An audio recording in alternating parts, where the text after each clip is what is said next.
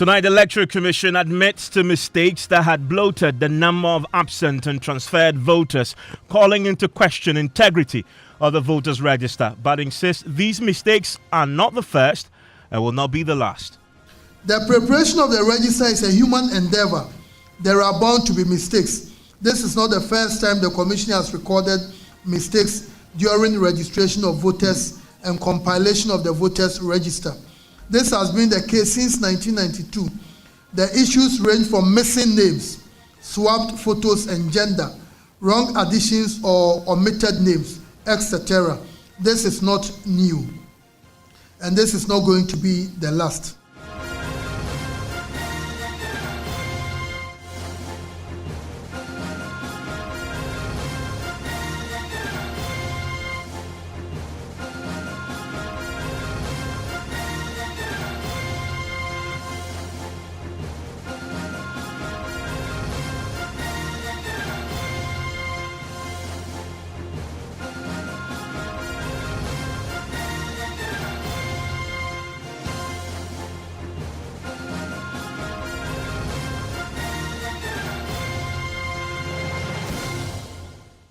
And Top Story is always brought to you by Telecel, connecting energies, holy insecticide spray, and Coral Enjoy a holy sleep. In the last hour, the Electoral Commission has been explaining how mistakes were made that bloated the number of absent and transferred voters that had called into question the integrity of the voters' register. The opposition National Democratic Congress has raised alarm about the mistakes and had insisted urgent steps be taken to rectify it. We're hearing tonight from the Deputy Electoral Commissioner, Dr. Bosman Asari, who has been addressing a news conference.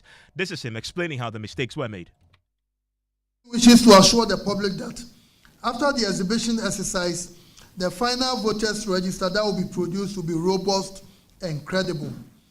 The provisional voters register that was prepared for the just ended exhibition exercise and also provided to all political parties has a transferred voters list and an absent voters list for each polling station. The absent voters list should contain a list of all voters that have been transferred out of a particular polling station within the period that the Electoral Commission opened up the register for transfers and special voting. The absent voters list should contain only voters who have transferred their votes and those partaking in special voting. The transferred voters list conversely contains all voters who have been transferred to the polling station within that period.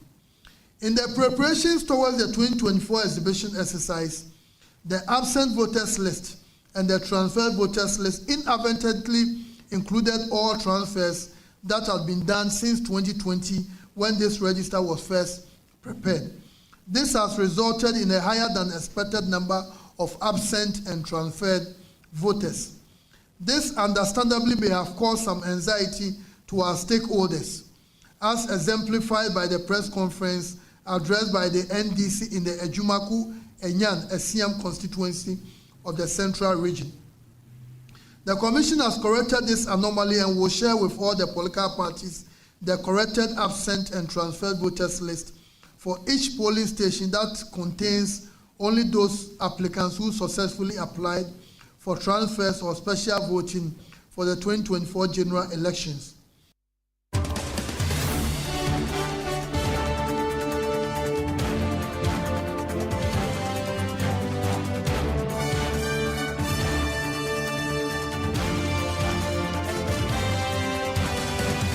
My colleague Papani Ashale just returned from that EC press conference that just ended about 30 minutes ago, and it's with me in the studio. The NDC's allegation has been pretty straightforward, that these mistakes that now have been admitted by the Electoral Commission was part of a grand plot to rig the elections. The Deputy Chairperson has been responding to this. Yes, Evan. So he admits first by saying that, well, the mistake was on their part. The voter register comes with three registers: the transfer list, the absentee list, and then the compiled voters register for that particular constituency. He says that for the transfer voters list, for instance, they had more people on it than they originally anticipated. Should have started from the last transfer window and not from 2020 as was contained in that document. It is also absolutely untrue that the Commission has added names to the voters register in a bid to rig the elections for a particular party. Those allegations are without merit and should be disregarded by the public. The EC has no intention of bloating the register to give any political party advantage over the other. As explained earlier, the cumulative transfer data from 2020, 2023, and 2024 were inadvertently summed up in the registers provided to the political parties. This has been corrected, and the revised register will be provided after all corrections have been made. The revised transfer list will be shared with the political parties. It is a well-known fact that Ghana has one of the most transparent and inclusive electoral processes in Africa. From registration to declaration of results, all our processes are transparent, inclusive, and open to the political parties and the citizenry. Nothing is hidden. There are no secrets as far as our elections are concerned. Any interested party or citizen can, with no effort, obtain relevant information on all aspects of the electoral process. Therefore, the suggestion that the peace and the outcome of the election is hinged on the chairperson of the Electoral Commission is completely untrue. We urge the public to ignore statements, even from prominent citizens, that suggest that achieving peaceful elections in 2024 is somehow in the bosom of the chairperson of the Electoral Commission. This Electoral Commission and the Electoral Commission in general has nothing to hide. The Provisional Voters Register is a public document on display and is available online for voters to access in order to verify their details. This is not a secret document. At the end of the day, the final register will be made available to all the political parties as per the law and normal practice. And individuals who also want to have copies of the register can apply to the commission and they will be given copies. So the EC admits the mistakes. They talk about also the fact that this is not part of any plot to rig the elections. But there is also an indication that we should, in essence, brace ourselves because these mistakes did happen in the past, and what we've just heard from the EC may not be the last time. Yeah, so he catalogues that over the last few elections that they have handled as an EC, there have been situations where they've had recourse to relook at the names that they have presented to the some of the processes. So therefore, going forward, they are looking to making the process more transparent. Well, he says directly that this is not deliberate. So therefore, any conversations along that line should be disregarded. However, they are willing to be more transparent. They are willing to be to allow themselves to go through the rigorous processes of the political parties so that at least they get some trust and credibility. The preparation of the register is a human endeavor. There are bound to be mistakes. This is not the first time the Commission has recorded mistakes during registration of voters and compilation of the voters' register. This has been the case since 1992. The issues range from missing names, swapped photos and gender, wrong additions or omitted names, etc. This is not new, and this is not going to be the last. The exhibition of the Provisional Voters Register, as designed by law, is meant to correct mistakes. The law provides for inclusion of missing names, removal of names that should not be on the register after due process, removal of names that should not be on the exclusions list after due process, correction of gender, proper placement of voters in their polling stations, etc. This is exactly what the Commission is doing, as mandated by law. Since 2020, the Commission has made painstaking efforts to clean the register using a four-pronged approach through district electoral officers in the various districts, exhibition officers who work at the exhibition centers, voters who go to check their details at the exhibition centers, and our IT staff. This was not the case before 2020, and this has ensured a credible register that reflects those who qualify to be on it, while no qualified voter is left out. The public may recall that in 2020, the same negative propaganda was launched about the register during exhibition. And Papa, so the EC is now telling us that they have actually launched investigations across the country to try and deal with what they believe to be some staff of the Electoral Commission who may have acted in ways that may have compromised the systems. Yes, and this is coming directly on the back of what happened in Pusigas, for instance, where they tell us that their preliminary investigations show that the ID cards of some individuals purported to want to transfer their votes to other places were done for them, but when they found out from these people, there was no conversation of a sort, and they had not agreed to that. Essentially, they didn't have their consent. And for fear of how widespread this may be, they are now launching an investigation into all their district offices to try and find out if there's something like that. They refuse to respond to questions, but we understand there's a communication to all of these district officers to give them a list of those who were in person and those who were absent when they did that voter transfer. Per the provisions of the law, the registered voter must be physically present to request for the transfer of vote to another polling station.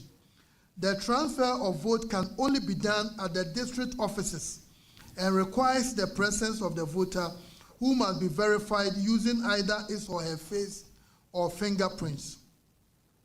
The voters involved in the Tamale South and Sangnerigu constituencies incident have denied taking part in a transfer exercise. What they have alluded to is that their voter ID cards were collected by one Haruna Muniru, ostensibly for the processing of a loan. The said Haruna Muniru was in police custody last week. He is currently on bail and police investigations continue.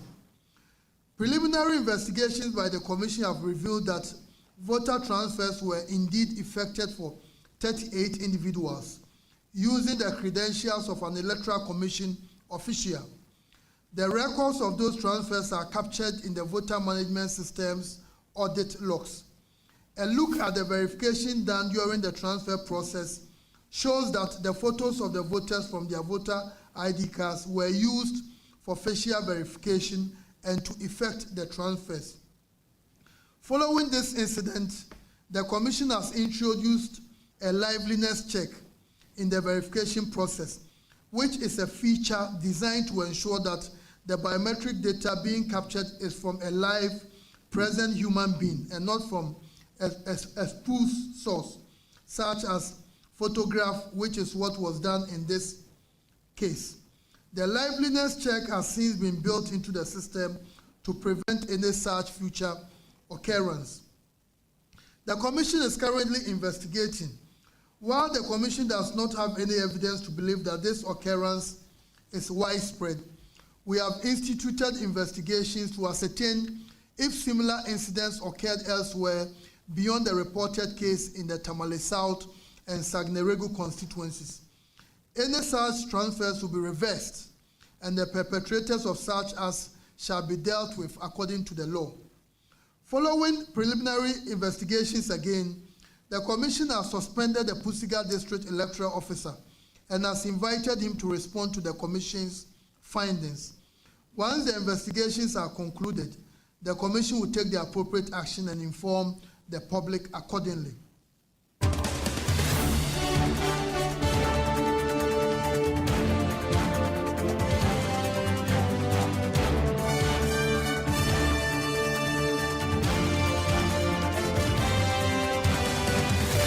Well, the NDC were the first to issue the warning on this particular matter and raise the alarm. I've just been joined by Dr. Tanko Rashid. He is the Deputy National Director of Elections at the NDC. Also joining me is Evans Demako, is the Director of Research and Elections at the NPP. Thank you, gentlemen, for your time here on Top Story. Dr. Rashid, you've heard the Electoral Commission's explanations that they have admitted that mistakes were made and they've put in place measures to deal with it. Happy with what you've heard?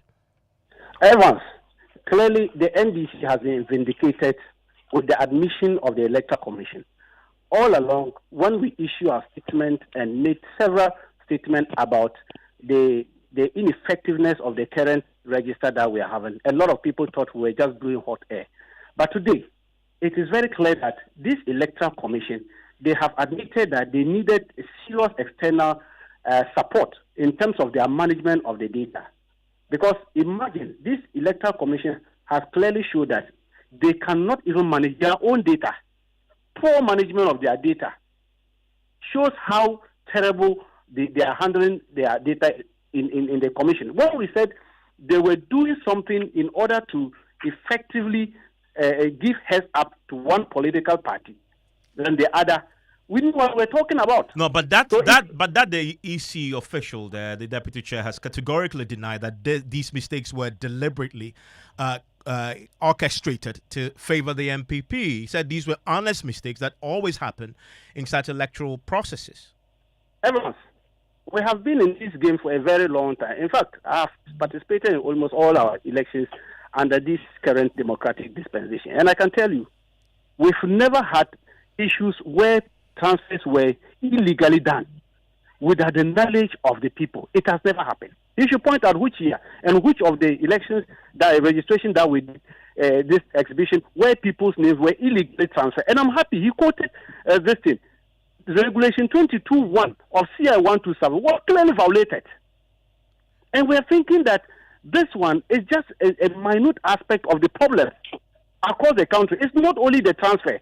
I can tell you in confidence that even the proxies, they violated that. Nobody biometrics was taken when they were doing the proxies.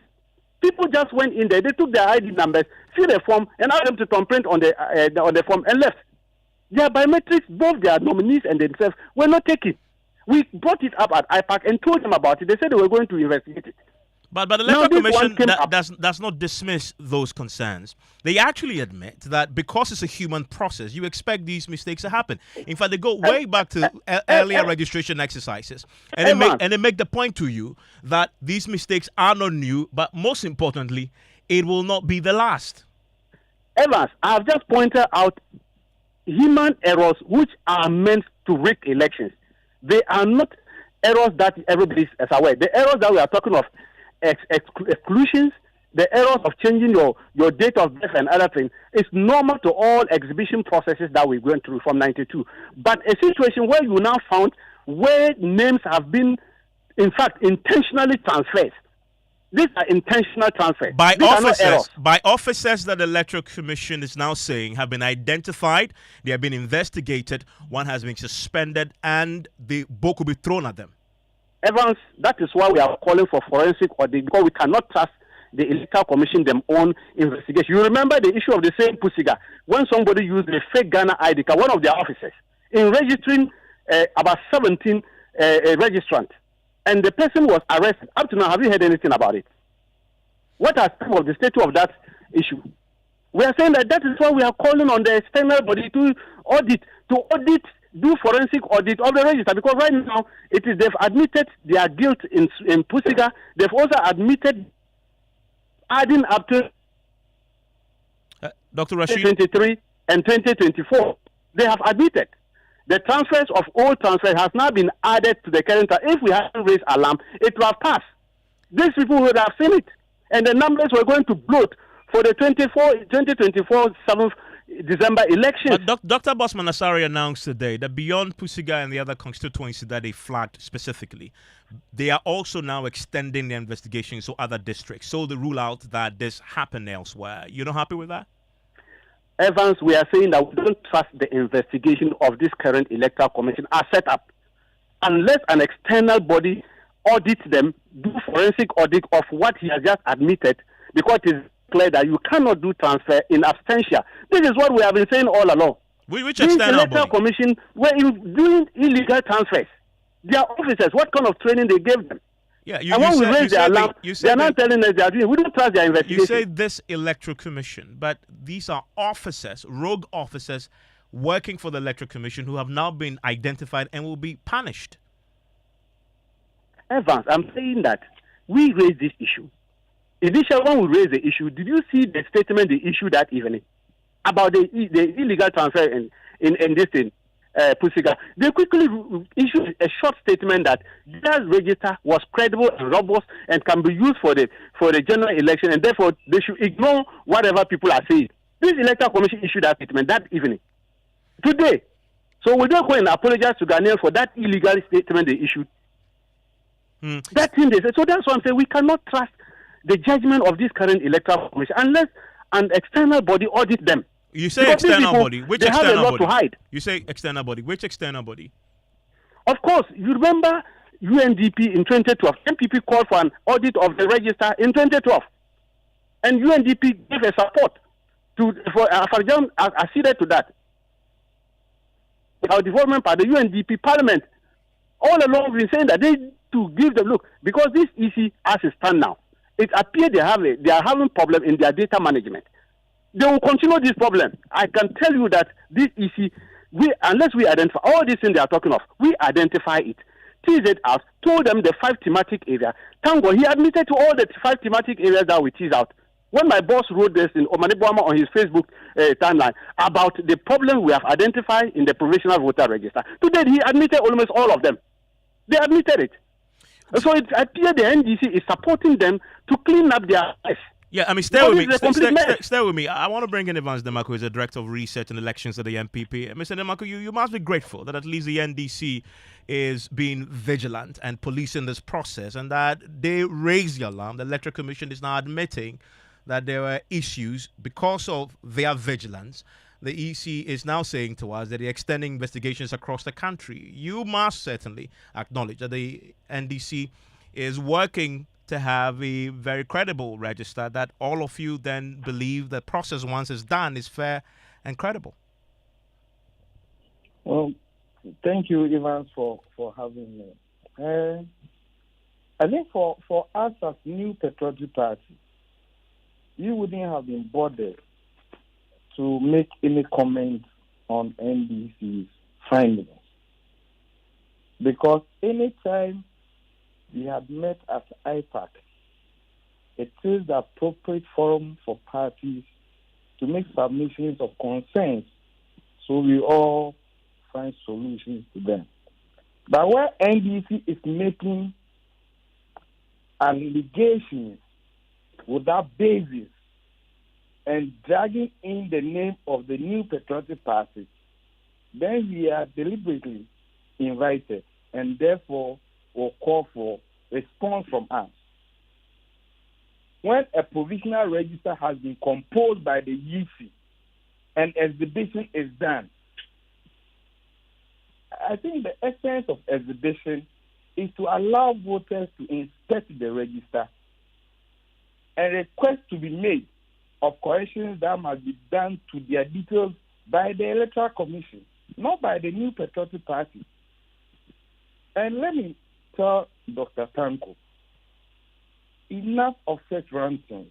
For New Patriotic Party, in 2014-2015, when we made the case that the then register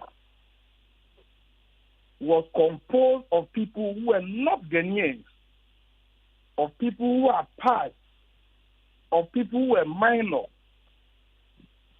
The EC constituted the Justice Club Committee, such as Alisa Hotel in Accra.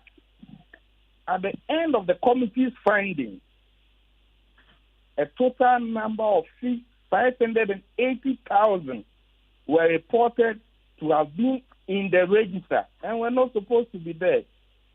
That was a call from the New Patriotic Party in 2015. We went into the 2016 elections and we won. And Madame Charlotte Osei was the EC. The argument of the NDC then, championed by their current chairman, Mr. Ofosu-Ampofo, was that the register was intact. For us, we were given copy of the provisional register. And we said, our secretariat is undertaking investigation. And when we are ready, we will bring them out. We never said NDC is making any attempt to rig elections.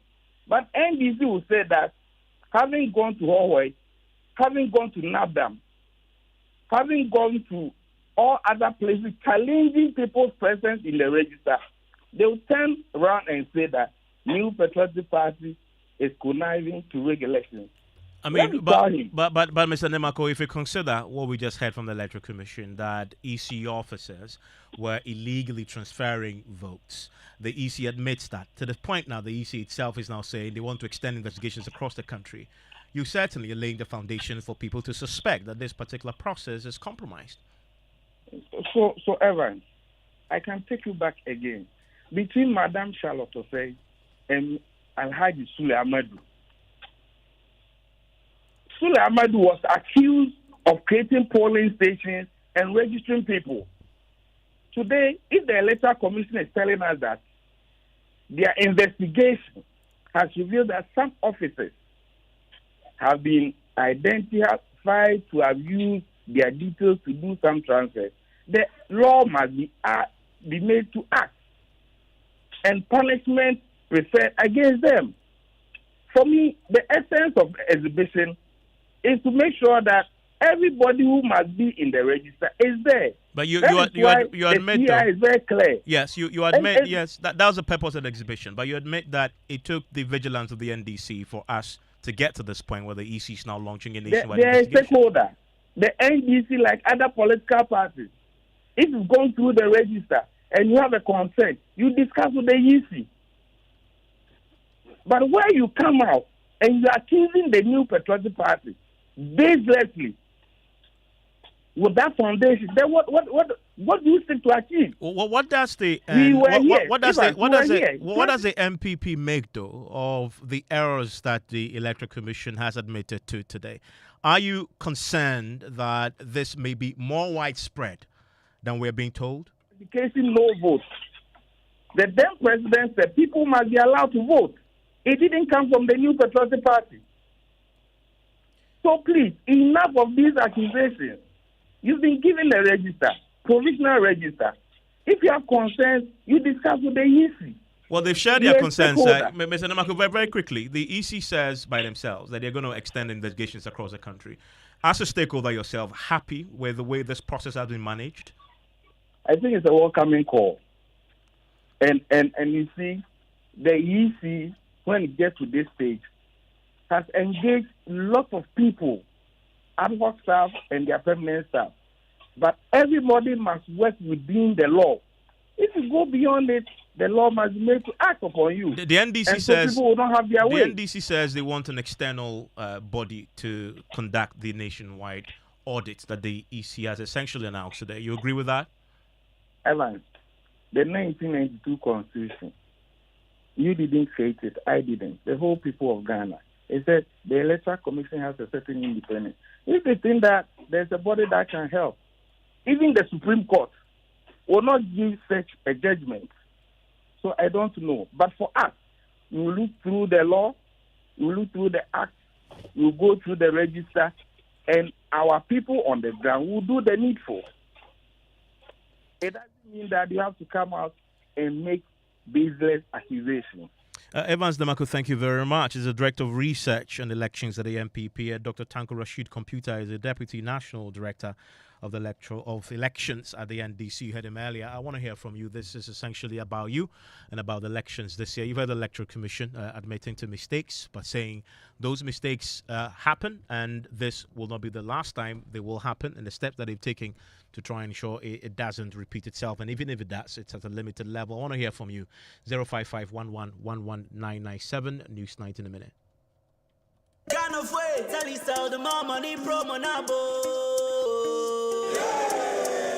Everybody likes money, but what do we like more than money? More money! Join the Telecel More Money promo and win money, more money, and even more money. Simply opt in for free and reload your mobile and broadband and be the lucky winner of the 1 million Ghana cedis grand prize. Also win cash prizes of up to 3 million Ghana cedis in the daily and weekly draws. Opt in for free by dialing *500# or send WIN to 500, or you can opt in on the Telecel Play app. The more you reload, the higher chances of winning in the Telecel More Money promo. Keep loading, win, and be a millionaire. Telecel. Connecting energies. Terms and conditions apply. This promo is regulated by the NLA on the Caritas Lottery platform. Couldn't sleep at night. Mosquitoes will be whining my ears. Bugging me all night long. Till I got a remedy.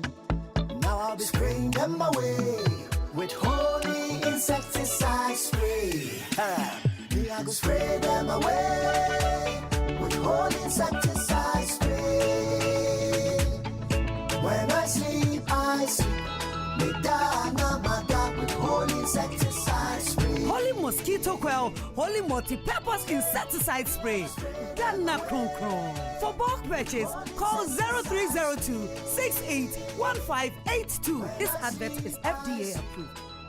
Hello, my name is Mami Akua, an entrepreneur and a mother of two. My work keeps me busy most of the time and sometimes it takes me away from my family. But the safety and health of my family is very important to me. As a working mother, I cannot afford to take any chances when it comes to matters of health. That is why I signed up for a family healthcare plan from Equity Health Insurance. My family and I have access to over 700 hospitals, clinics, opticians, dentists, pharmacies, and diagnostic centers across the length and breadth of Ghana. With Equity Health Insurance, I no longer have to worry about medical bills. Anytime a member of my family visits a hospital, Equity Health Insurance has got my family and I covered. What about you? Who has got you covered? Call Equity Health Insurance on 050-660-7910 and talk to them about your family health needs now. Visit equityhealthinsurance.com for more information. Equity Health Insurance, here for you.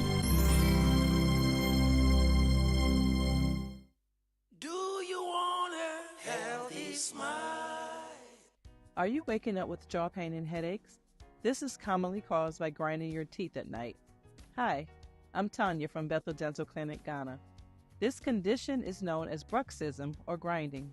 Oftentimes, people are unaware that they are doing so, but the side effects are visible and often heard by one's sleep partner. So if you're experiencing jaw pain, headache, sensitivity, and even fractured teeth, you may be a clincher or grinder. It can also wear down your teeth and affect your overall health. After a dental visit, a custom-made ninth guard will be made for you. This occlusal guard is worn to protect your teeth while you sleep to prevent further damage and discomfort. So, contact your dental office to learn more about protecting your teeth from clenching and grinding. Healthy smile.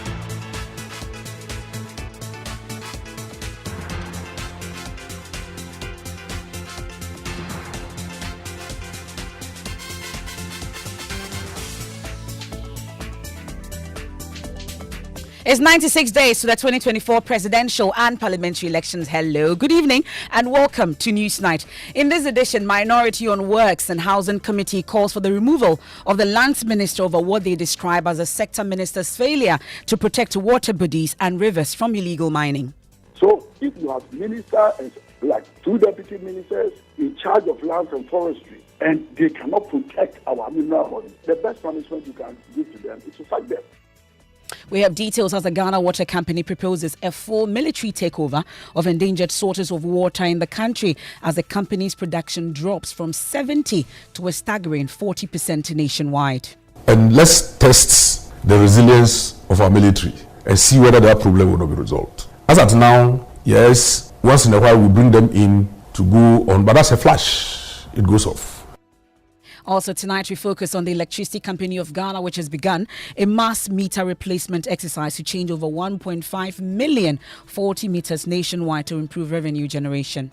Currently, with the meters that we have in place, they are off by just some few basis points. So every single thing you use at home, there's been a huge revenue leakage, and across the country, we have to change close to 1.5 million meters as quickly as possible. We have details as the ECG says he has already reached an agreement with 10 subcontractors to begin work on 250,000 of these meters in the Accra East region. Also tonight, we are hopeful that they should be able to give us some solution within 48 hours. That's what our expectation is. We've redesignated the emergency, so we've cut back on the elective cases. Also tonight, Kolebu Teaching Hospital fixes faulty elevator that halted elective surgeries. On the same day, the minority visited the surgical department and gave a 24-hour ultimatum for the situation to be fixed. So you wait till all your lifts are down and then you say that people must not come for the healthcare they need. It's rather unfortunate. Within the next 24 hours, they cannot suspend surgery indefinitely. In business, Chamber of Petroleum Consumers describes price war between Gold and Star Oil as good for the industry. And in sports, coach Yusuf Bazigi optimistic of a good start. So the Black Princess is set to begin the Under-20 Women's World Cup campaign against Austria later tonight. And much later, we'll take you to the central regional capital of Cape Coast. It's day 2 of Ghana's biggest traditional festival. It's the 60th Oguafe Tuafashe, off to a rollicking start with the Akwaba Homecoming Festival. You want to stay for that and more here on Newsnight. You want to join us with your thoughts, your comment is via WhatsApp 055-1111-997. I am MFA Pau. And my name is Evans Mensah. We start tonight with the minority tonight demanding the removal of the Lands Minister and his deputies over the failure to protect the country's water bodies and rivers from illegal mining. Currently, Ghana Water Company production level has dropped from 70 to 40% nationwide due to illegal mining activities. In our latest Hotline documentary, Poisoned Rivers, producer Richard Kujonyako has been detailing ordeal of communities bearing the brunt of this particular situation. We'll get to hear from the minority shortly. First, here are excerpts of the documentary. Along the banks of the Pra River, Alfred Loku stands, staring at the murky water. Alfred fishes and farms here at the Anlo Beach, a community near Shamai in the western region. Alfred remembers a time when he could see the riverbed, clear and swarming with fish. Now the water is a thick, toxic sludge, the result of illegal mining activities. Galamsey had turned the lifeblood of the land into poison. When the mining was not done in the Pra River, we were using it to do all our chores, including drinking it. All we needed to do was to put in camphor. We were using it to cook and wash. Everything has been destroyed now. First person, yet me the banana dinner. Udi si unyama ye fi over to ma dia si. Upre nso ni okra over to ma no. Si abibia poto asai. Alfred laments the loss of their livelihood, describing the daily struggle to secure water for drinking and household chores as a relentless battle. Ebi abula baka dia say asai unuma abaha. We now resort to wells. The lagoon here is completely destroyed. It's unsafe to drink it because there may be complications. All we drink is sachet water, and this is very expensive.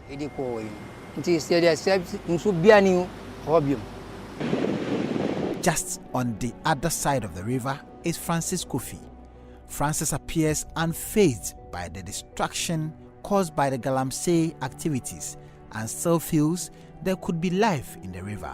Okay, yo Jimmy ya yonku ya jama achia kata kerere onya nanyeba achia na chi zazava ite ku achia nuna. This river used to be full of fine sand. We could drink from it when it rains, but now due to the Galamsey activities, the river is polluted. We cannot drink nor use the water for any domestic activity. We also used to do small fishing here, but the fishes are gone. We are struggling as we have to depend on the well or rainwater in the rainy season.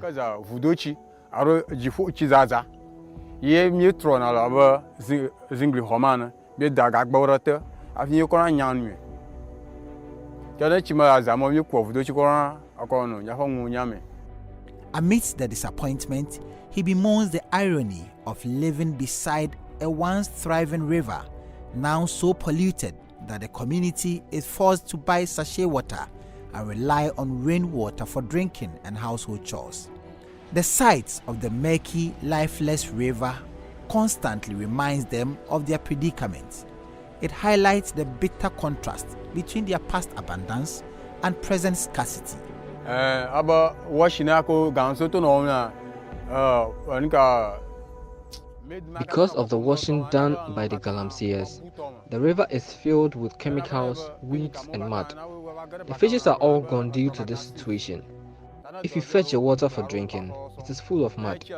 We are really struggling to get drinking water because this one is no longer safe.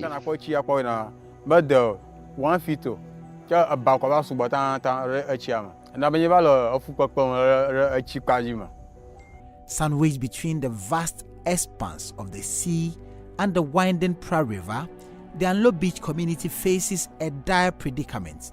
Here, fishermen and farmers once thrived, drawing sustenance from both water and land.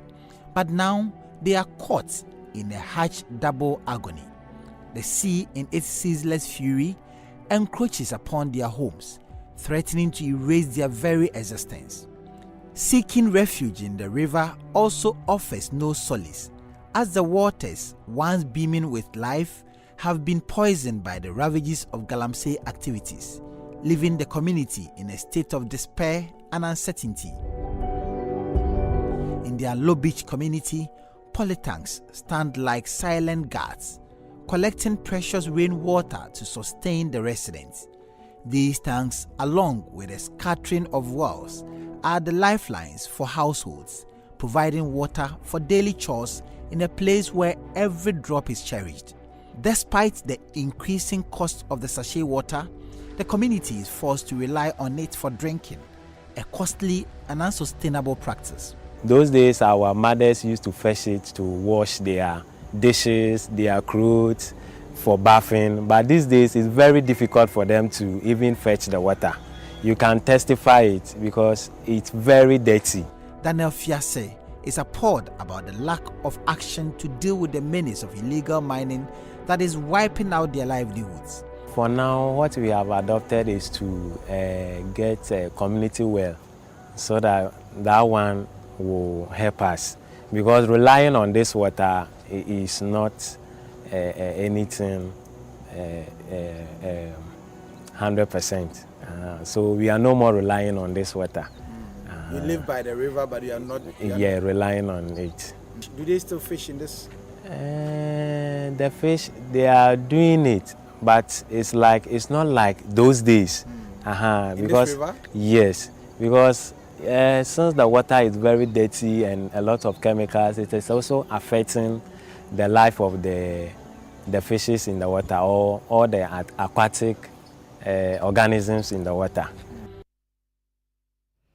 Well, so these are excerpts of the latest Hotline documentary, Poison River. And of course, the full documentary will be aired tonight on the Joy News channel at 8:30 p.m. Meanwhile, residents living at the estuary of River Ankobra have been sharing their experiences of how persistent pollution of the river by Galamsey activities continues to affect their lives.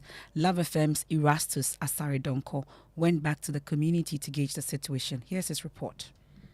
Ankobra River, situated in the western region of Ghana, flows through the Dwaboso and Nzema East districts. Direct mining on the river in many of the communities along its path has reduced its integrity.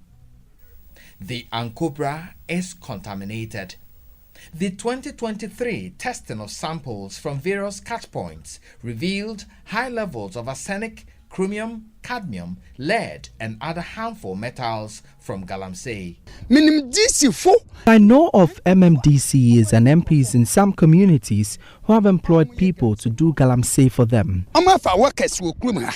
Even some chiefs in some communities do Galamsey.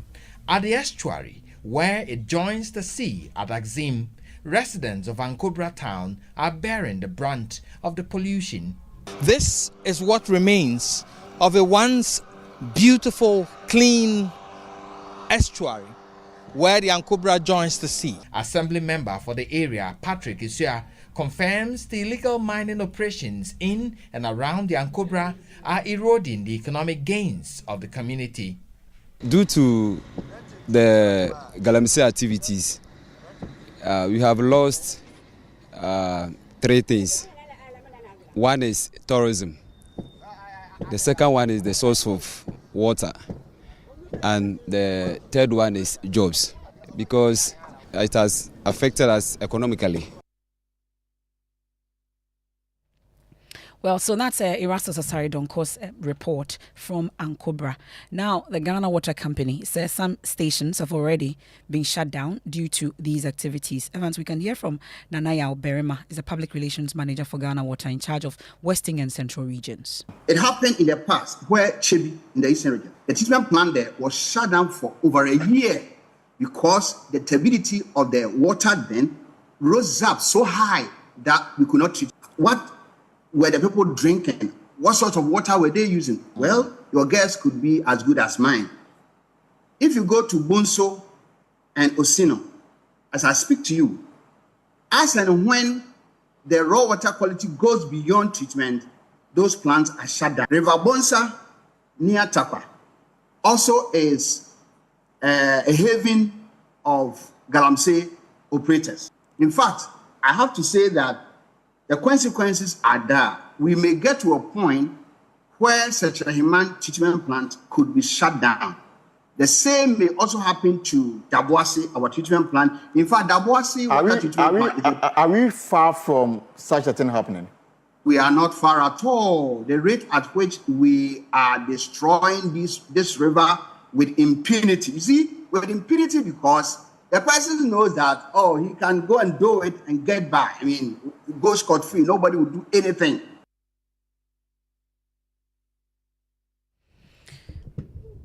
Well, the managing director of the Ghana Water Company himself, Clifford Brima, is also asking government to entrust the military with the responsibility of protecting these endangered water bodies. Think that, like other countries do, water bodies are national security issues. They are national security zones. If Water Resources Commission, though working in it, they are civilians, but it's under the Ministry of Defense.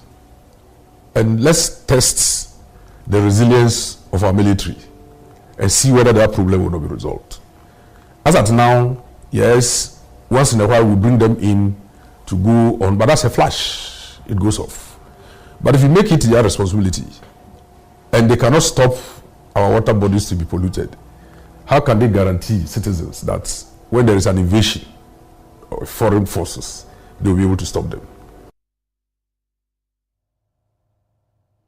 Well, Water Sanitation Minister Lydia Hassan is, however, assuring that interventions are underway to minimize the impact of illegal mining on water quality. It is not different from what you have been told by the managing director. The situation, as we are all aware, is getting worse by the day. We at the ministry have put measures in place to ensure that the situation minimizes. The Galamsey menace as a country is huge. So that's Lydia Alhassan there, but ranking member on the Works and Housing Committee of Parliament, Vincent Oponga Samoa, says the country will begin to witness the desired results when the sector ministers are sacked by the president. It falls directly under his ministry. This Galamsey issues, the mining issue falls under him. And you know, there's a deputy who is in charge of those areas, Mikuduka. In his own hometown, where his constituency is not spared. And it looks as if there's a huge institution at the Jubilee House that supervises the illegal act. Some will argue that firing the land minister is not the way to go. It needs to be a bit hard. Firing, the worst thing that anyone can suffer is a minister losing his job as a minister because of the fact that he couldn't perform. And this is a very, very sensitive issue. So if you have ministers, like 2 deputy ministers in charge of lands and forestry, and they cannot protect our mineral bodies, the best punishment you can give to them is to sack them. And whoever comes to you, give him what the presidency intends to see, so far as that area is concerned. But within the 3 months, I can bet you nothing is going to happen because we are getting into elections. If we can bring it right now, the ranking member on the Water Sanitation Committee in Parliament, Hassan Suhuyini, joins us right now on the line right now. Thank you very much, Hassan Suhuyini, for your time here on Newsnight. We'll get to hear his thoughts on this. But as you know, this started off in the central region, where up to 60% of the water that they treat is currently silted, and that has become a big issue for the Ghana Water Company there. He is a ranking member on the Lands and Natural Resources Committee in Parliament. Mr. Suni, thanks for the time here on Newsnight. Thank you, Evans, and good evening to you and to our listeners. We've heard from the Ghana Water CEO, who is making a case for the redeployment of the military into the forest once more for crackdown. We've seen this happen in the past, but he believes that's the way to go. Where do you stand on this particular matter at the committee level, considering the devastation we are now seeing now is having a real impact on our ability to treat water for all of us? Well, I don't think that bringing the military is going to be a novel idea. It is something that we have tried in the past, and it has not worked. I agree with my colleague, ranking member on environment and water, that perhaps since we are saddled with a failed Nana Bawumia government until after 90 days, what we can plead with the government to do is to dismiss some of the ministers who are responsible for these sectors. The ultimate would have been to dismiss the entire government that has showed, very, very abysmal performance by way of protecting these water bodies and dealing with the Galamsey menace. But since we are saddled with them, I think that what we should plead with Nana Akufo-Addo and Dr. Bawumia to do is to at least fire the Minister for Lands and Natural Resources, fire the Minister for Environment, because these are the ministers who are supposed to oversee these sectors.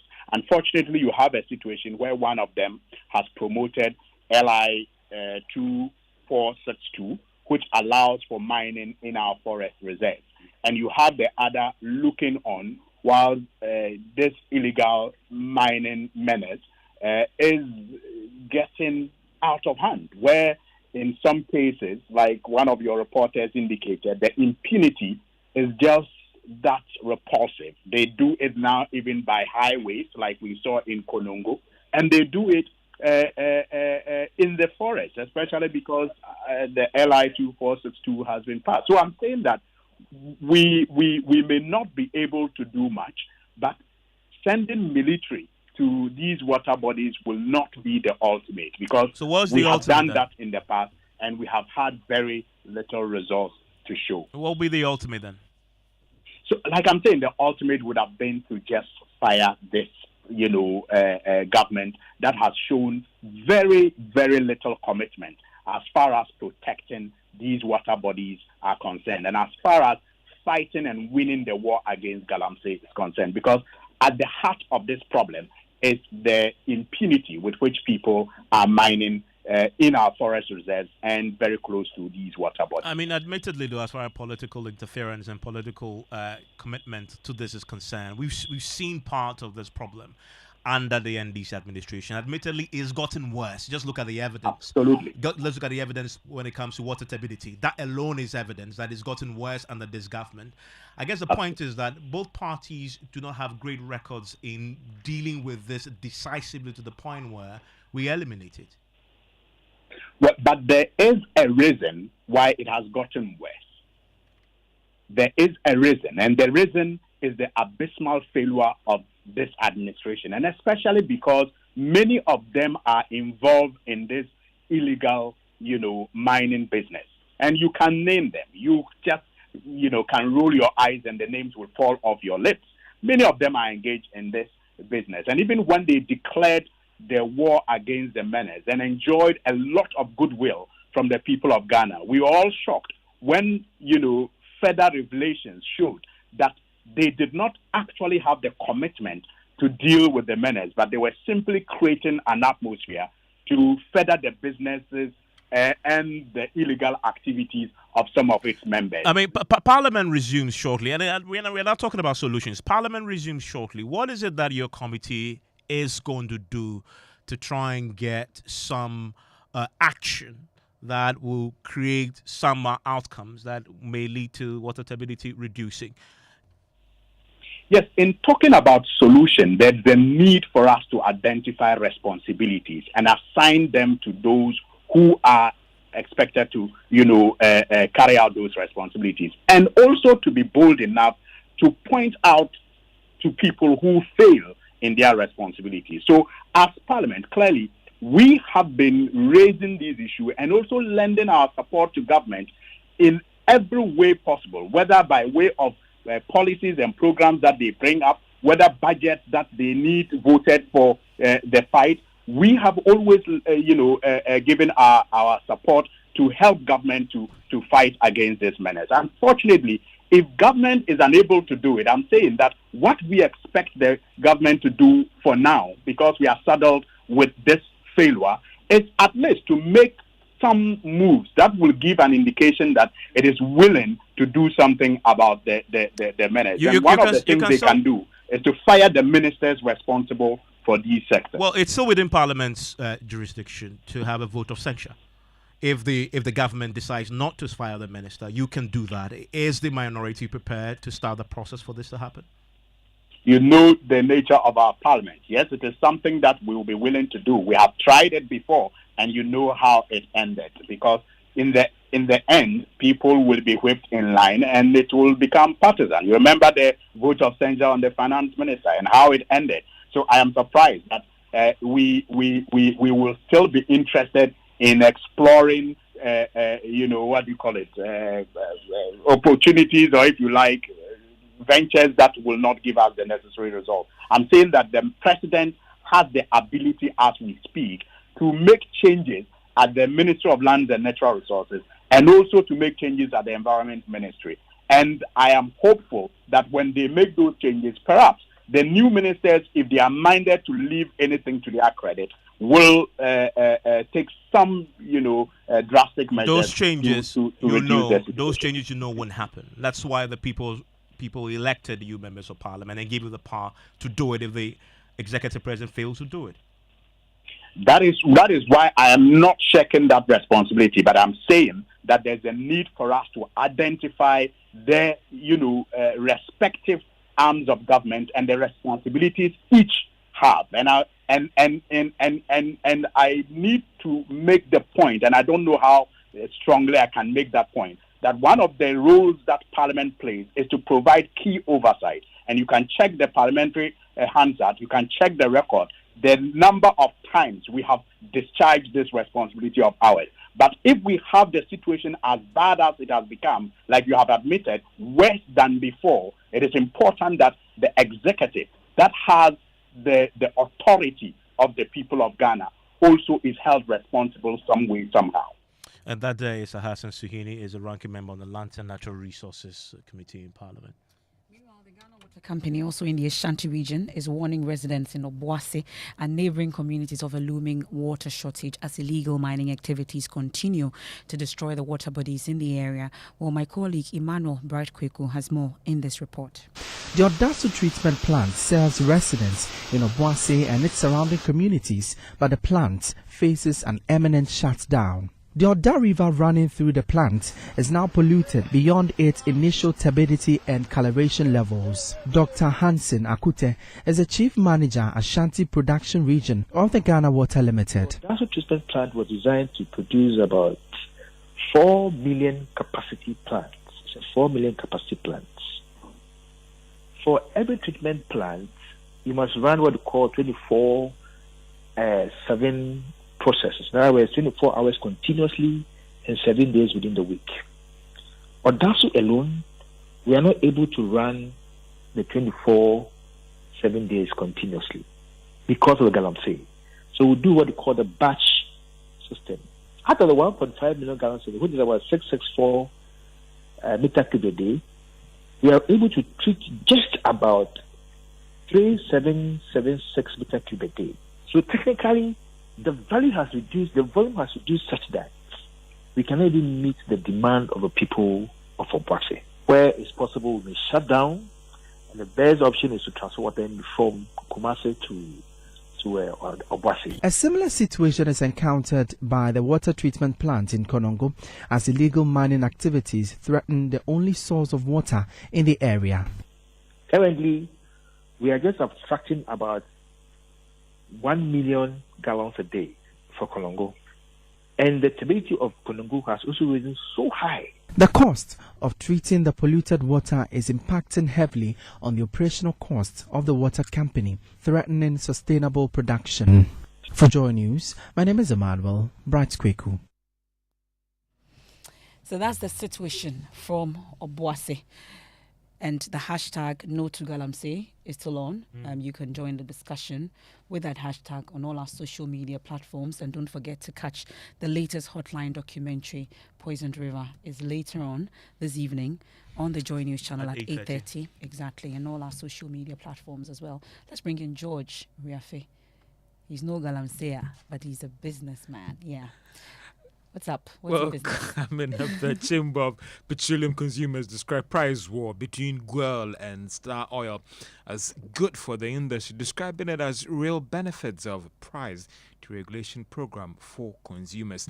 And government admits a lack of strategic food reserves for the country in crisis times, but says it is working to deal with the challenge.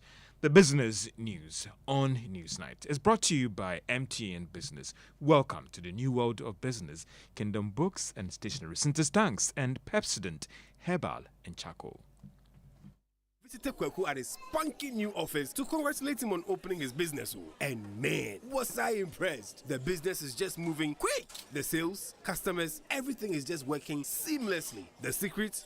He said, it's MTN Business Broadband. In this fast-paced environment, we need fast and reliable internet to support all business types. No laggy online meetings, great download and upload speeds, impeccable business management systems, all inclusive. I mean, you can have it all. Sharp! I signed on immediately.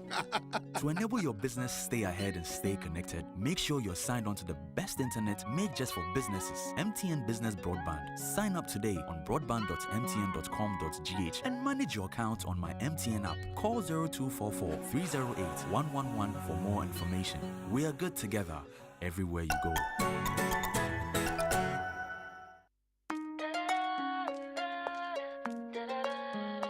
Hooray! Kingdom Books and Stationery Limited's back-to-school promotion is here with us once again. From August to September this year, Kingdom Books and Stationery Limited is giving a generous 10 to 20% discount on all school items like textbooks, pens, pencils, erasers, exercise books, and much more across all our branches in Accra, Tema, Kumasi, Takrade, Winneba, and Cape Coast. Parents, teachers, and students, please hurry while stocks last. For more information, call us on 0506 487 557 or 0302 764 209 or via email at info@kingdomgh.com. You can also visit our website www.kingdomstoreonline.com. Kingdom Books, where quality and affordability are both assured. Terms and conditions apply. Supposed to happen, let me find the reason.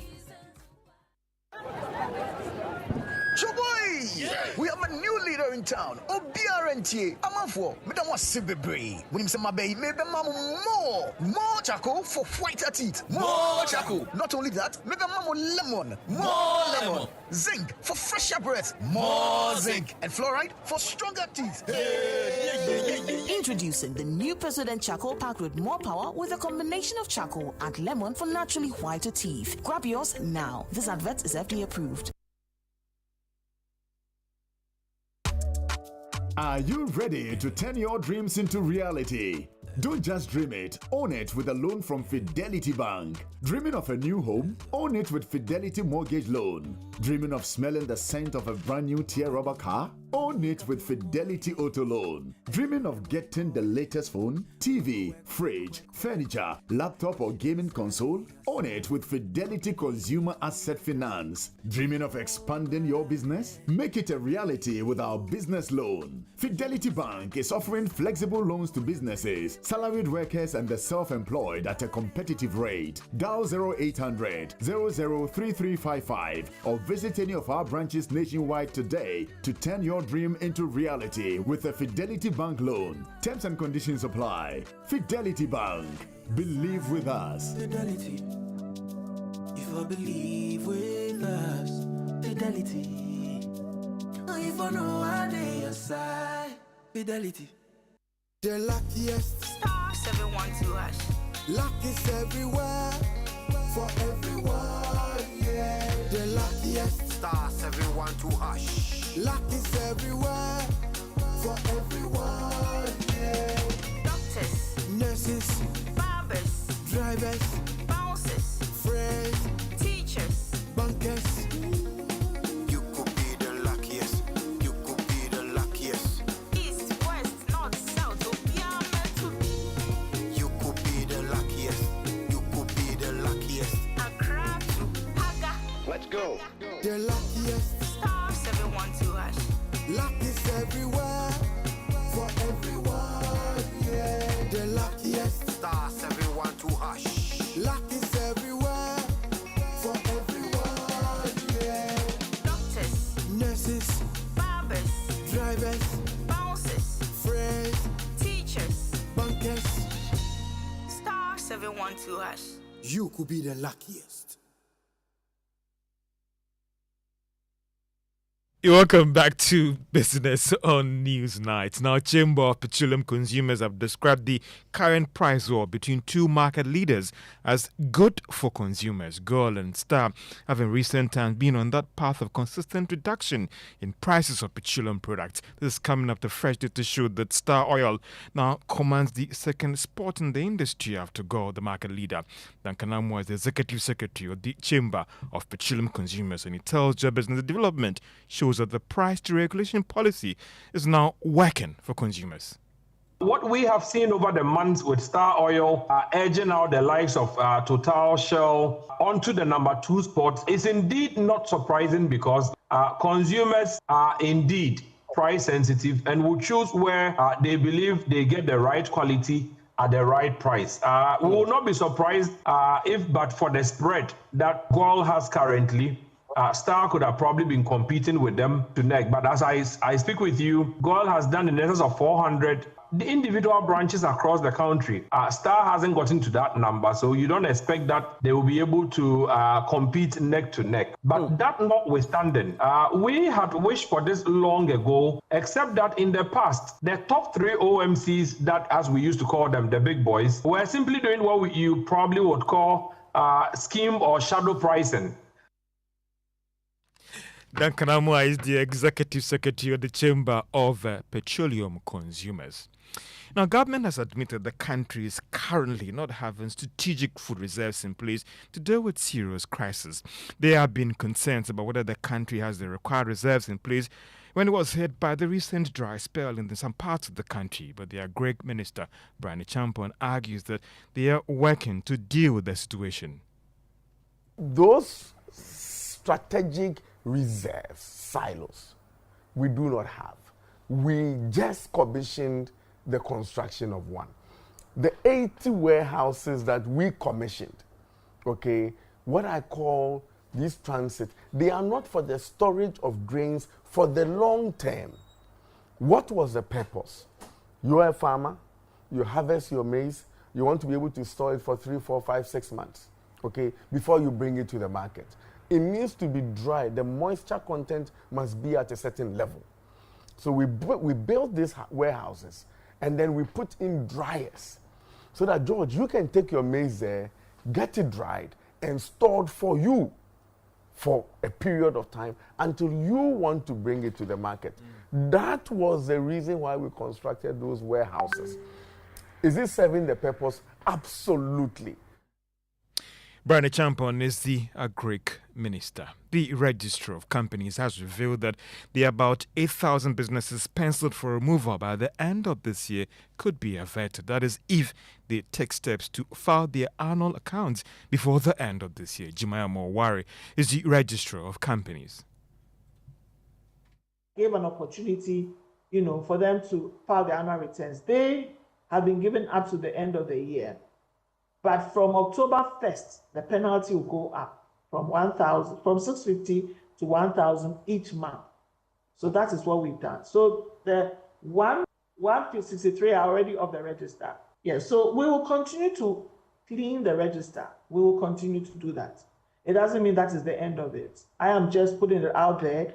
Initially, you used to say that I'm just talking too much and that I'm not really acting. Now we are bringing the ads down. it is not a delight to take companies off the register, but there's no point keeping a name on the register when they are not complying with the requirements under the Act. So once we take it out from next year, we will continue to clean out all companies that are not carrying on business. Jemima Wari is the Register of Companies. Now, persons flying from Accra to London now have another avenue to do so. Now, this was after British airline Virgin Atlantic announced that it would resume daily flights on the London-Accra-London route May next year.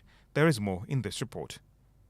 The airline in a statement maintained that the return was influenced by a growing number of persons wanting to visit their relatives in the UK and also offer the needed competition on the London-Accra-London route. The airline in the statement added that it also wants to tap into the growing business opportunities between the two countries. Virgin Atlantic in September 2013 announced the suspension of their operations on the London-Accra route after citing exceptionally high fuel price in Ghana and challenging economic environment at the time. However, one is not sure whether all these circumstances have improved, forcing them to resume services on the London-Accra-London route. Virgin Atlantic Airlines return may offer some competition to British Airways, which over the years has had some monopoly on that route. However, for some, the major concerns here is the time slot for Virgin Atlantic to fly from London Heathrow to Accra. This is because some had argued that it was a major factor that affected their operations when they commenced services in 2010. And that is a Business Desk report. And that's all for Business on Newsnight. Back to you, Evans. It's alive, your Newsnight is on Joy 99.7 FM. And I want to take you to the Korle Bu Teaching Hospital now, where we've been talking since last week about the broken lift at the surgery department. From last year, we noticed that there was a frequent breakdown of the lifts, so we decided to procure new. So actually, we are in the procurement process trying to procure new, but we're told that for this kind of lifts, you even from the time of ordering to installation, it takes a minimum of about 6 months. That's what we're told. So in the meantime, we've engaged some other experts to come in quickly and see how they can, revive the one that was functioning. So we are getting that one overhauled and then a new one, because these things come at a cost. When do you hope that the engineers will so they are actually working on it now. And as we speak? As we speak, yes. Have they given the timelines when it will back up? Yes, so far we are hopeful that they should be able to give us some solution within 48 hours. Within 48 hours. So that's what our expectation is. We've redesignated the emergency, so we've cut back on the elective cases. But in the meantime, you've halted elective surgeries. Some of the elective surgeries. Yes. So there are some electives that also have, because they are urgent, but then just to reduce because because this is not the way we are operating normally. So since we have had to make some adjustments to the service, we are, the code, I mean, if you let's say have a lump of fat on your wrist or something, that is not something that would have any impact if it is done this week or in 6 months. It's not going to really make any difference. So those kind of cases are being rescheduled, whilst the urgent ones are, being routed.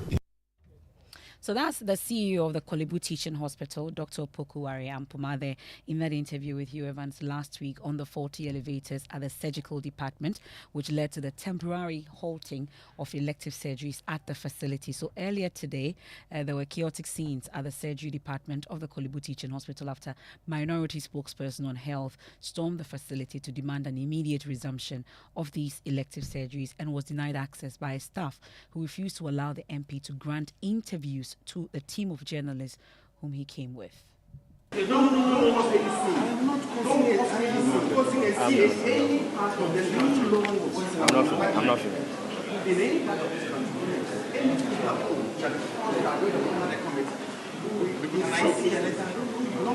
I don't know you. Do I know you? Have we met? Who are you? I'm not taking my time. Who are you? Do you have any letter introducing you to me? Who are you? I don't know you.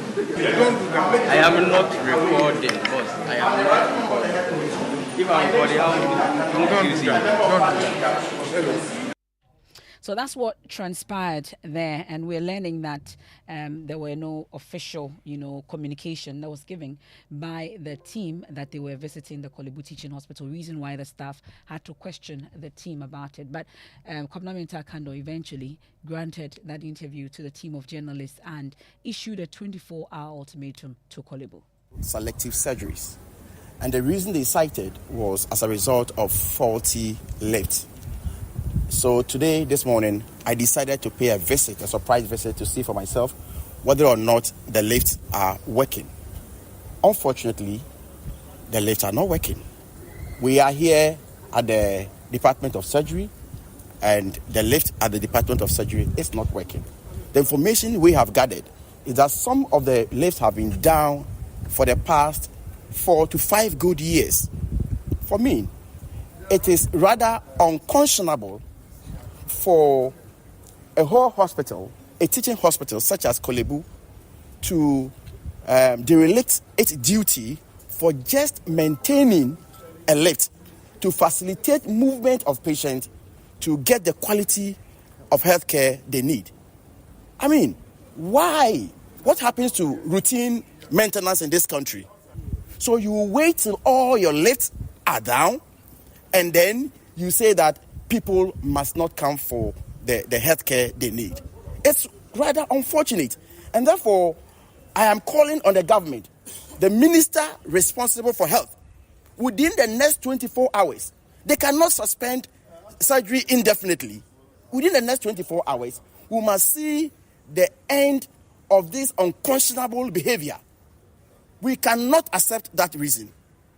And so within the next 24 hours, they must tell us when they are fixing the lift at Kolebu. It is not a rocket science to fix a 40 lift. So that's Kwabena Mintah Akando there, ranking member on the Health Committee in Parliament. Well, we have good news tonight, because Joy News is learning that that faulty elevator has been fixed at the Kolebu Teaching Hospital Surgical Department. Yes, it has been fixed, and the Kolebu officials tell us that in fact it was fixed yesterday. And the officer who was going to, after the fixing, restart the machine was obviously scheduled this morning to bring additional parts to make sure that it's working, and that if the Member of Parliament in question had reached out, they would have explained to him and giving him the clarity on the work that has been done on this particular elevator. We'll be speaking to get further clarity on this from the spokesperson for the Kolebu Teaching Hospital, Mustafa Salifu, who is joining us right now on the line to give us a bit more on this. And many of you used it. This came up last week when patients went there, tried to use the elevator at the surgical department and found that it was broken. The CEO told us they were doing everything possible to try and fix it as soon as possible within 24 hours. Indeed, within less than a week that has happened. But the longer term plan is to replace that, particularly because of the frequency. And that's what he tells you would be within 6 months. Well, let's do some messages briefly, and whilst we still work the line to bring in Mustafa on this particular development. And this one from Ofori in Kumasi says the destruction of water bodies by Galamsey activities is not genocide against humanity. Willful pollution and poisoning of drinking water of the poor in Ghana. Why are politicians looking on unconcerned? Okay, so I'm sure he's saying that it's rather genocide. That's Ofori from Kumasi.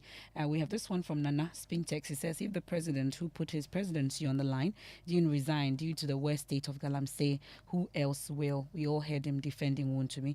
The lot aren't worth our votes, he says. And this one also says, it is very unfortunate that illegal mining has taken over our natural lands and forests. And the sad one is that Chinese citizens are those you see in the various filling stations buying diesel and petrol on tricycles. Let's be sad as a nation. And we have AB from Amanfrom. Maybe we'll take that after we speak to Mustafa. Mustafa Salifu joins us now, speaks for the Kolebu Teaching Hospital. Mustafa, can you confirm if the elevators at the surgical department has been fixed?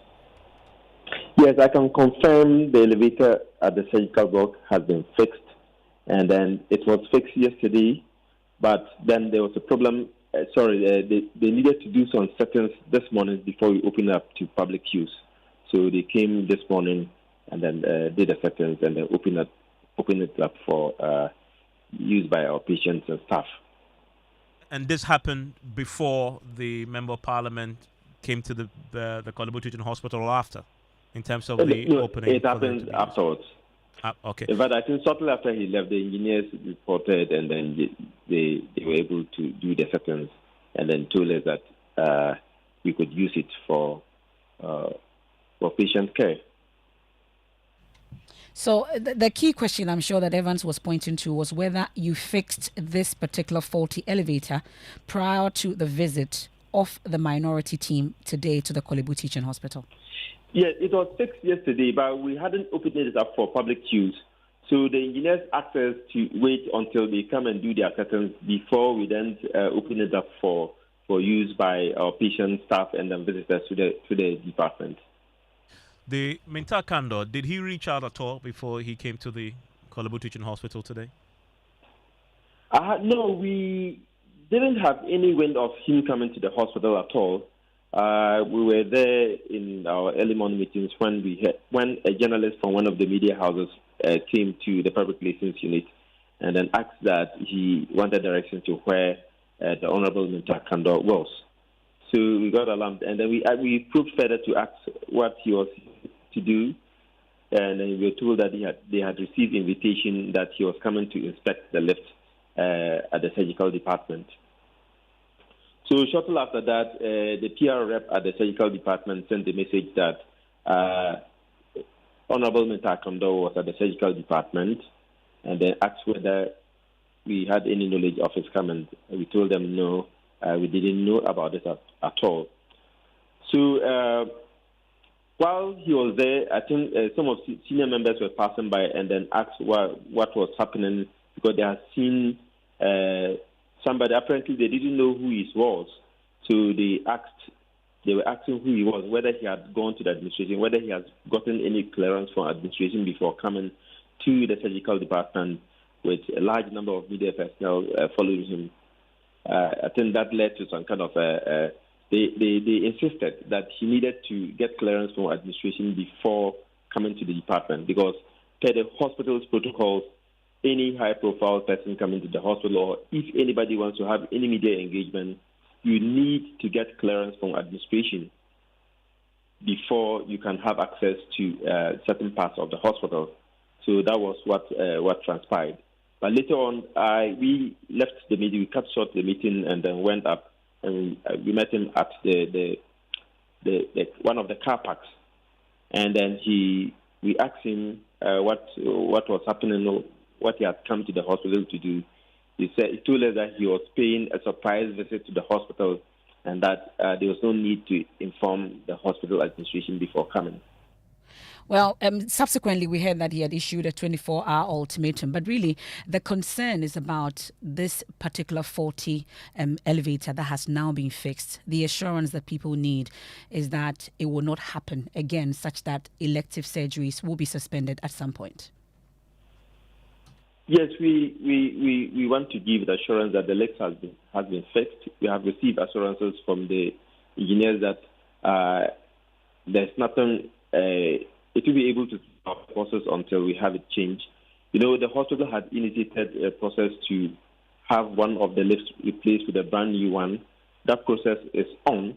The expectation is that within a period of 6 months, we should be able to have it manufactured, delivered to rest, and then installed within a period of 6 months. So we hope within that duration we'll not have any problems with the lift that has been fixed for us to use now. We're grateful. That's Mustafa Salifu speaks for the Korle Bu Teaching Hospital. Let's do sports. Musbao, what do we have? Well, for the 2024 FIFA Under-20 Women's World Cup is underway in Colombia, and Ghana's Black Princesses are making their 7th consecutive appearance at the competition. Later tonight at 10 p.m. they will play a debutant Austria. And, for despite having made 7 consecutive appearances, they're yet to advance past the group stage. And ahead of the game later tonight, head coach of the side, Yusuf Bazige, is confident the team will be able to break that jinx. But importantly, he says the team is ready for the game against Austria. Players are much ready because this is what they are waiting for, and the time has come. And looking at the enthusiasm with the technical staff, they are also quite okay because the players are looking up to us. So if we don't cheer up or we don't look much ready, it will go along the line to affect them. So I think we are also getting on well. And the players, I can say, they are much ready. Fortunately, we were privileged to play 2 friendly internationals, which has helped them a lot. They have gotten a feel because these teams that we played are also contenders. So they had a feel of how the euphoria will look like. And Yusuf Bazigi there ahead of the Black Princesses game against Austria later tonight. MFL, that's it for sports. Thank you very much, Musbao. And Evans, as we speak, there's a fire in Kaswa. It's ravaged a number of structures. There will bring you more subsequently on it. But also the Electricity Company of Ghana has begun a mass meter replacement exercise to change over 1.5 million meters for customers across the country. We can hear from the Managing Director, Samuel Dubik Mahama. Please, these meters are smart meters. They are MMS compliant. They are very visible on a dashboard in our offices. Please don't touch these meters because we will know. Please don't tamper with these meters because we will know. The one thing that I will beg our friends in the media and I will beg our customers is that let's not politicize this exercise. Revenue generation by ECG is very critical to keep this sector alive. Paying IPPs is a very real situation on the ground. Every single peso counts. That is why the company is cashless. Please, let's not politicize this exercise. Let's not have the politician having to call to say, oh, suspend this, consider. Let's not do that at all. Let's learn to conserve energy in our homes. Let's turn off devices that are not being used. So that's Samuel Dubik Mahama there, the director for ECG. Well, the governing New Patriotic Party is racing against time tonight to elect a new parliamentary candidate for the Wale Wale constituency after the Tamale High Court annuls the primaries held earlier this year. In June 2024, the Tamale High Court placed an injunction on Dr. Mahama Tia Kabiru, restraining him from holding himself as the elected parliamentary candidate of the MPP for the Wale Wale constituency in the Northeast region. All this followed a challenge to the election results by the incumbent Member of Parliament, Hajia Lariba Zueratu. Now, lawyer for Dr. Kabiru Mahama, Samson Lada Yinini, says he disagrees strongly with the decision of the court. The bottom line is that once it was established by fact, not concoction, by pure evidence, documentary, telephone conversation, and video encounters to show that the elections were fair, our point at law was that the law is that if you commit a crime, you will not benefit from your crime. Once the plaintiff, Lariba Zuera, was found to be the one who got the people impersonating the dead, 6 people, and who got the people impersonating the absentees, she must not benefit from her wrong. Thankfully, Samson Ayinini joins us on the line right now. Samson, are you appealing? Evans, you know the circumstances, as you just said. They are running against time, and presently they are focused on what to do for the rerun. What we were hoping to was to avoid our client going through another cost, because it's an expensive enterprise. We don't have any instructions moving forward.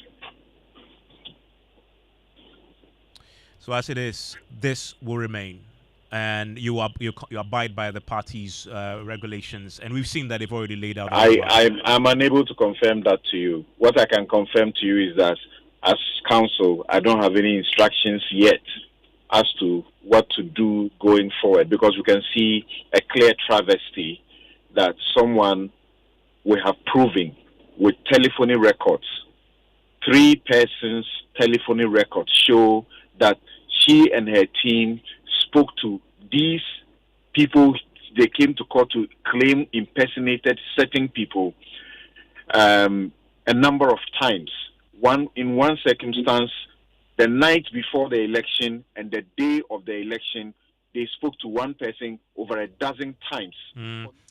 Except for this, we have had a witness come to court and say he was paid 3,000 and giving other things, he was not a delegate. Yeah, and I'm sure now that this has been decided, once you get directions from your client, we'll get some clarity on what he plans to do. In the meantime, MFA, as you know, the party has already told us what the roadmap is, and the by-elections, not by-elections, the elections, the rerun will happen pretty soon.